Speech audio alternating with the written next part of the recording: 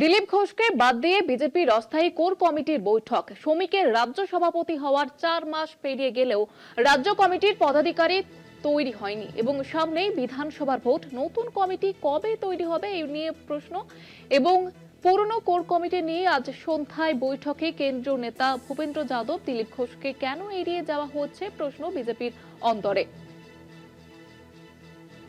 দিলীপ ঘোষকে ছাড়াই এই বৈঠক এবং এই নিয়েই কিন্তু এবার প্রশ্ন, দিলীপ ঘোষকে কেন এড়িয়ে যাওয়া হচ্ছে। যেমনটা আপনাদের জানাচ্ছিলাম, দিলীপ ঘোষ ক্রমশই কোণঠাসা হচ্ছে দলে এবং তাকে না ডেকে এই বৈঠক, যাতে আবারও কিন্তু প্রশ্ন উঠছে দিলীপ ঘোষকে কেন এড়িয়ে যাওয়া হচ্ছে।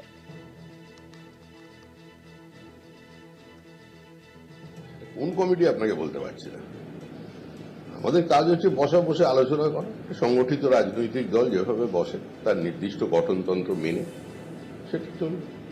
একটা কমিটি বসবে, সেটা কোন কমিটি আপনাকে বলতে পারছি না। এ বিষয়ে আরো বিস্তারিতভাবে জানবো। আমাদের সঙ্গে টেলিফোন লাইনে রয়েছেন আমাদের বিশেষ প্রতিনিধি অঞ্জন রায়। অঞ্জন দা, বিস্তারিতভাবে জানতে চাইবো।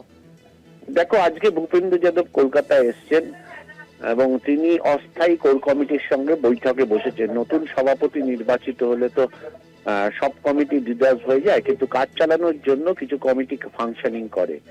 সেক্ষেত্রে তিনি অস্থায়ী কোর কমিটিতে বসেছেন। সকালবেলায় তিনি বেশ কিছু জেলার নেতাদের কর্মীদের সঙ্গে কথা বলেন, বৈঠক করেন, তারপর আরএসএস ভবনে যান।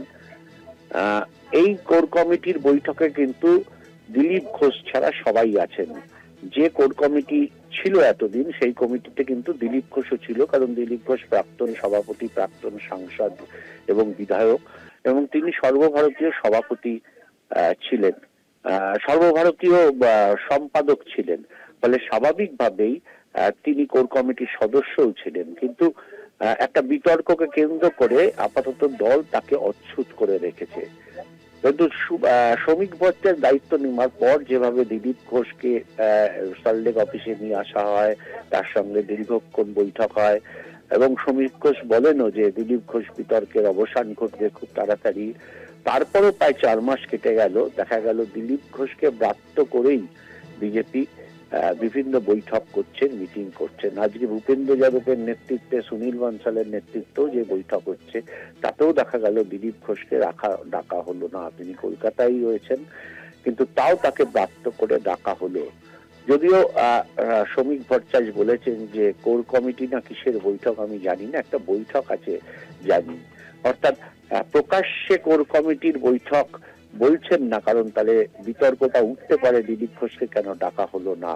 ফলে বিজেপির নেতৃত্ব এড়িয়ে যেতে চাইছেন, কিন্তু বাস্তব পরিস্থিতি এটাই যে ইলেকশন সামনে দোরগোড়ায়, সেখানে দাঁড়িয়ে দিলীপ ঘোষের মতন নেতৃত্বকে বাদ দিয়ে কিন্তু বিজেপি এখন অব্দি চলতে চাইছে। তার মনোভাব আজকের কোর কমিটির বৈঠকে আবার দেখা গেল। ধন্যবাদ জানাবো অঞ্জন দা। দিলীপ ঘোষকে বাদ দিয়ে বিজেপির অস্থায়ী কোর কমিটির বৈঠক এবং শ্রমিকের রাজ্য সভাপতি হওয়ার 4 মাস পেরিয়ে গেলেও রাজ্য কমিটির পদাধিকারী তৈরি হয়নি এবং তারই মধ্যে আজকের এই বৈঠকে দিলীপ ঘোষকে বাদ দেওয়ার নিয়ে একাধিক প্রশ্ন উঠতে শুরু করেছে।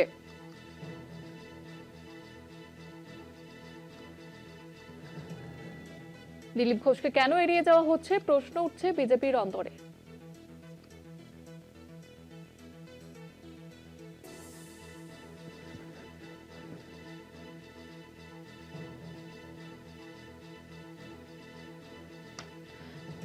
সেই কোর কমিটির বৈঠকের ছবি আপনারা দেখতে পাচ্ছেন। তবে দিলীপ ঘোষকে বাদ দেওয়া নিয়ে একাধিক প্রশ্ন উঠতে শুরু করে।